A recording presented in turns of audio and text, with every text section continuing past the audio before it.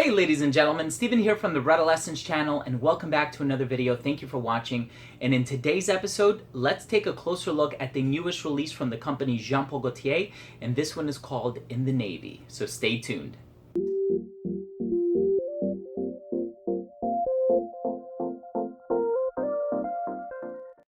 So this is a 2018 release. The perfumers behind this composition are Quentin Biche and Natalie Gracia-Chetto.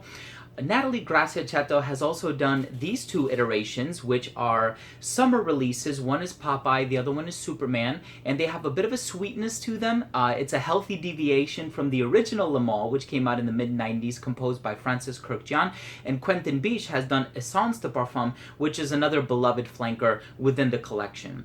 Now this one, In the Navy, it's supposed to smell like a sexy sailor, and it has somewhat of a different note breakdown, although the note of mint is still in there. They took away the lavender note, they introduced ambergris, they amplified the vanilla that's in there, and it has both sea notes and oceanic notes. I'm not quite sure what the difference is because they both sound just about the same. So this is the newest iteration. This is by far one of the most flankered houses that I have come across. I'm here to tell you if I think this is a worthwhile pickup of what once used to be a Macy's exclusive. I think it's more readily available now. But let's start things off with the presentation.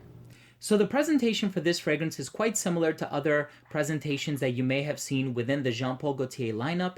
It has this newly introduced graphic here on the front with the pinup girl and the sailors arm wrestling at the top with their tattoos. And then it reveals a podium on the inside in which the bottle rests. I kind of like that. This is a new introduction to their presentation. And as far as the bottle is concerned, I like the color palette on this one, the dark blue, almost black with the white stripes. It does have the stopper here in the neck of the atomizer, and the distribution is really good, and it does allow for a very smooth spray. I know I just wasted 3 sprays, but that's okay. Let's continue with the smell. Now, as soon as this fragrance opens up, you will get that icy spearmint that they talk about in the note breakdown. I think there are a lot of fragrances out there that utilize the note of mint. I know one of them is Mr. Burberry Indigo. I love the way that mint is used in that composition. And then, of course, there's also Cartier Roadster that utilizes a really nice mint note as well. Here, they take the mint note, which kind of evokes these two releases, and they add vanilla, but they amplify the vanilla so that it's a little bit sweeter than its predecessors.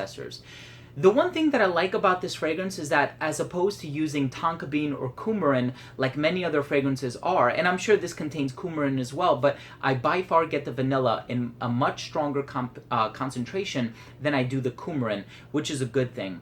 The mint in there doesn't last a long time. It is quite short-lived, but I think it makes way for kind of like a salty base, which could be coming from either the oceanic notes or the ambergris or both of them. They could very well both be the same thing. And so it has this transgression of minty, then sweet, and then salty. And it's kind of a hodgepodge of all those 3 notes. It is a fairly linear scent with the exception of the mint, which kind of dies down and etherealizes after the first half hour or so, and then you're left with that salty sweetness that I actually also like from these 2 releases. Now, when making a direct comparison between these 2, and by the way, these 2 are the same exact thing, it's just that one was released 1 year, then the other one was released the year after. I think this one kind of comes across as an adulterated and diluted version of these 2. And so for the collector, or for the person that wants to have every Jean Paul Gaultier Le Male flanker, I think it's worth picking up. But I think if you own one of these 2, this might be a bit redundant. It's a bit saltier than these 2. It also doesn't last as long, and it's a bit lighter. Now, I'm a gourmand lover, so I always gravitate towards the sweeter scents. And for that reason, I really like these 2 because of that presence of the vanilla. This one, as much as the vanilla is stronger than the original Le Male, I can't quite say that it's as strong as it's used in these 2. And I feel like the overall blend is just a little bit better in these 2. Does this one have a bit more of a nautical splendor? Yes, it does. I like these 2 for sentimental reasons, and I think this one is a good release. I just don't think it holds a candle to these 2, but again, fragrance is subjective, and so you might try this out at Macy's or wherever they're carrying it now, and you might actually prefer the smell. You might prefer the fact that it's a bit lighter than the previous iterations. You might actually like that ambroxan, ambergris, salty component that it contains. But on a personal level, I like these two, and I certainly love Essence de Parfum. And I also do like the original as well. I think it's a classic, and it always deserves the praise and the respect. Let's go ahead and finish things off with my overall assessment.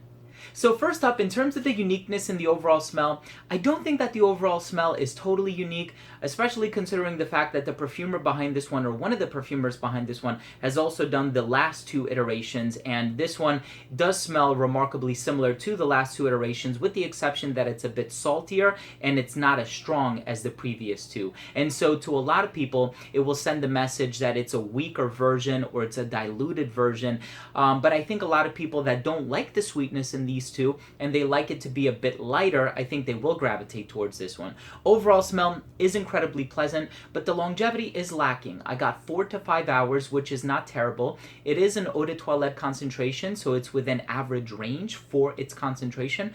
Projection on it was really good for the first hour, and then it became a skin scent at like the 4-hour mark. Sometimes you will get it in the 5th or 6th hour, but you really have to dig your nose into your hand to be able to smell it. Versatility on this one is great, with the exception that I think it really does gear more towards the hotter weather. I think in terms of occasions, it's so affordable, you can really wear it casually, and it has a bit of a refined quality on account of the ambroxan that I think you can wear it dressed up as well, and I think anybody of any age can wear it. I know it's marketed for men, but I know a lot of the sweeter ingredients that are used in here can probably be pulled off by women quite well as well. And lastly, in terms of the presentation, I like the color scheme, and if I were to give this an overall final verdict, if you will, I would say that it's not one of my favorite Le Male flankers, and that's very personal. And so scent is personal, scent is subjective, so you really need to be your own judge. You need to trust your own nose. Go out there, try it for yourself. I think it's a good release, but it's really not one that I will probably wear too much of in the coming days. One, for the fact that it's about to turn into autumn, but two, because I will still be wearing these a lot more than in the navy. So there you have it, ladies and gentlemen. Thank you so much for tuning in. That was my review of Jean Paul Gaultier in the navy. A good release, just not one that really resonated with me. If you own or have tried any fragrances by this company, please let me know what you think. Leave a comment down below. Also, please don't forget to subscribe for future videos, and that includes reviews just like this one, top 10s, giveaways, unboxings, special guests, and a lot of other fragrance-related content. Thank you for watching. I love you guys. We'll see you in the next episode. Bye.